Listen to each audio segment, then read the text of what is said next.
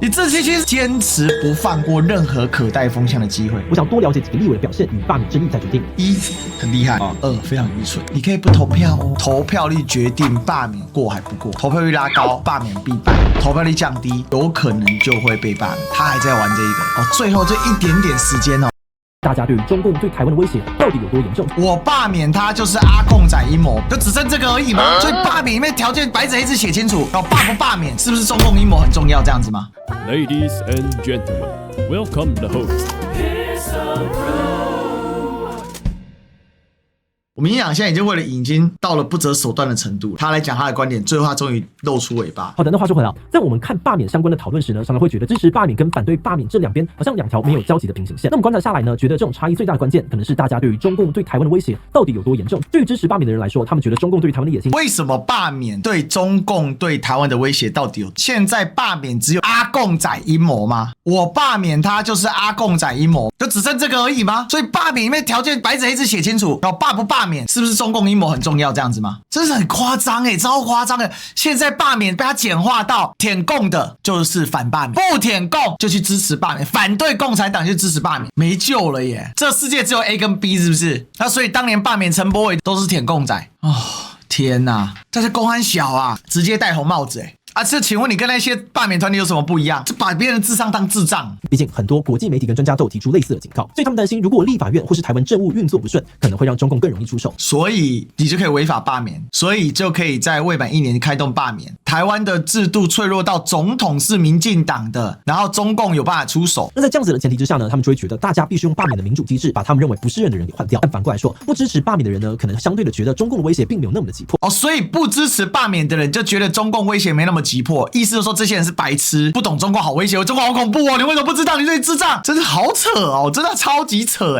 不支持罢免的人是白痴，是不是？你是不是这个意思我很想知道自欺欺欺。还有什么认为危机感根本是执政党炒作出来的？本来就民进党炒作出来的赖清德在竞选总统的时候说，他是最能带来和平的人，要追求真和平，自己是一个和平主义者，也是个民主万岁者，深知和平无价，战争没有赢家。这都赖清德自己讲的我当选总统，两岸发生战争的机会最低这都他自己讲的好，来再来你自己欺欺你他妈，你最好皮扒紧一点我告诉你我跟大家报告因为咱国军最主要的任务就是保护国家嘛，像这风台啦真正必要的时候国军来帮忙，若无咱社区爱发挥力，社区有力量社区会较安定。中共胁迫没有那么急迫，这不就是赖清德的意思吗？就是没有胁迫不会战争嘛，有胁迫不就要打仗？什么都是赖清德讲的，你自欺欺是白痴都不会分辨吗？总统说不会战争现在又会战争了，谁炒作？赖清德自己说不会战争，他当选最和平，然后现在又说会战争，连救灾都不给救，新兴公安主委还是他自己人超瞎！你的第75条，公职人之罢免，但未满就职1年者不得罢免，你也知道那你从头到尾不提当作没看见是怎么回事？我就问你自欺欺欺嘛！罢免本来就很少出现难道罢免是天天罢吗？大罢免不是罢免，你觉得这个人不适任，基于他不适任去提出种种理由，这个叫做一般性罢免。你无差别全部罢免，然后理由只有一个，就自己提的，叫做中共威胁论。请问这还是罢免吗？这叫政治斗争。大罢免就是垃圾政治斗争，而且是下三滥的手段，违法搞。其实看起来很大，但我们觉得两边或许也不是真的完全没有共同点。像我们观察，两边似乎都觉得自己是在保护台湾的民主制度。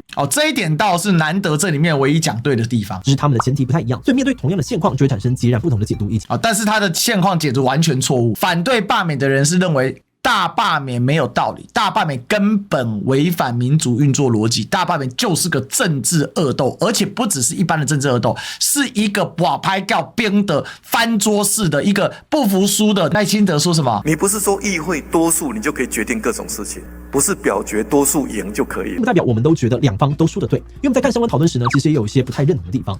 例如有些支持罢免的人，好像会把罢免当成是解决所有问题的万灵丹，仿佛只要罢免成功，国会就能够马上变得很赞，台湾很多事情也都能够因此大幅进步。那么觉得一个民主社会的进展还是需要一定的时间累积跟对话，很难因为单一的事件就迅速的改变。而现在国会的组成，某种程度上面可能就是反映出台湾社会意见分歧的现况。那就算大罢免大成功，绿营重新拿下了国会多数，未来他们推动法案时，一定也还是得面对不同立场的挑战。自欺欺你都不觉得你自己他妈在左脸打右脸吗？那你为什么要去支持王宏威的罢免？你不是说需要时间的累积吗？你他妈的你75条也不看，未满1年不能罢免你去赞同什么王宏威而至于另外一边呢，我们看到有些人会认为那些支持罢免或者站出来联署的人都是被操控、被带风向，这样的说法我们其实也很难信。各位同学，你认为支持罢免的人都是被操控、被带风向吗？他就是意识形态的僵尸，他只要民进党推出的是坨屎，他都会吃。谁跟你他妈意识形态操纵？我根本就不相信他意识形态操纵，那些人家脑袋固化，哪有操纵？不用操纵，他直接固化还操纵。操什么纵？今天民进党就算派出习近平啊，他们一样盖下去啊！民主万岁啊！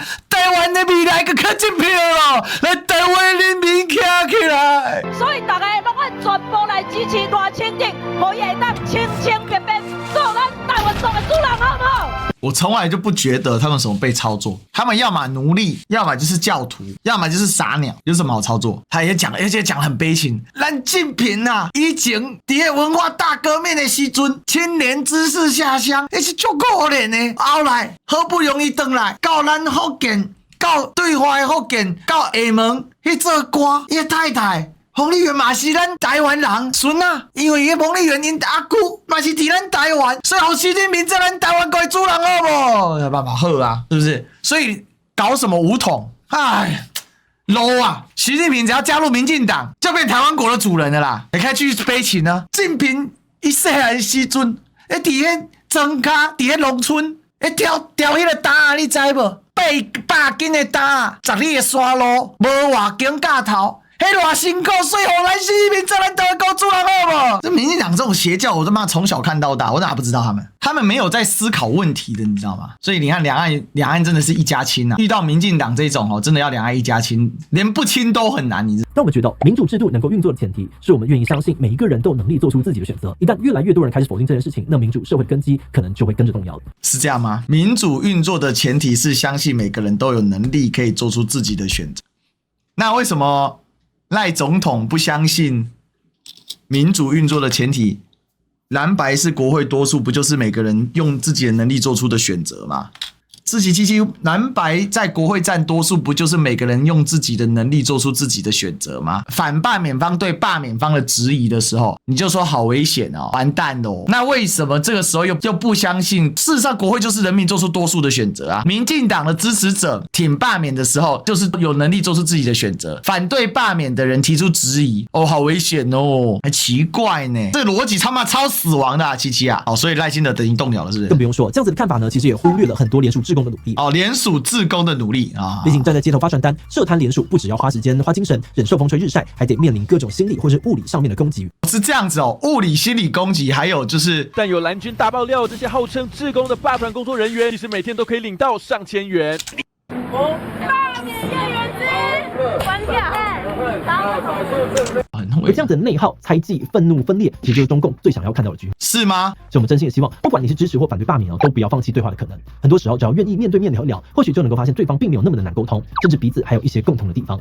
那么也希望呢，这只懒人包可以成为这种沟通的。你这造谣包叫沟通的起点，你这造谣包叫造谣的终点呢，还沟通的起点呢，沟通但求真情实意。我的 Q&A 真厉害哦！大半年去投票吗？我会投票，但我反对罢免，罢免已经成为政治斗争工具。政治斗争的工具，并不会有，因为罢免跟反罢免的观点呢，我都不太认同。在观察，我想多了解几个立委的表现与罢免争议再决定。一很厉害哦，2非常愚蠢。你可以不投票哦，那大家都知道，投票率决定罢免过还不过，投票率拉高，罢免必败；投票率降低，有可能就会被罢免。他还在玩这一个哦，最后这一点点时间哦，坚持不放过任何可带风向的机会。不会有，因为罢免跟反罢免他不会去罢免哦，反正不认同就别去了哦。到最后的最后21分钟27秒的影片，他还在带风向。更厉害的是说，我还在观察，想多了解几个立委的表现与罢免争议再决定。好，志祺七七在结论里面，在他的观点里面已经帮你总结了，罢免立委其实大家就在争一件事情，什么事情？就是对中共的警觉性高不高？够高的人就会挺罢免，不够高的他可能就会反对罢免。这是志祺七七告诉大家的答案。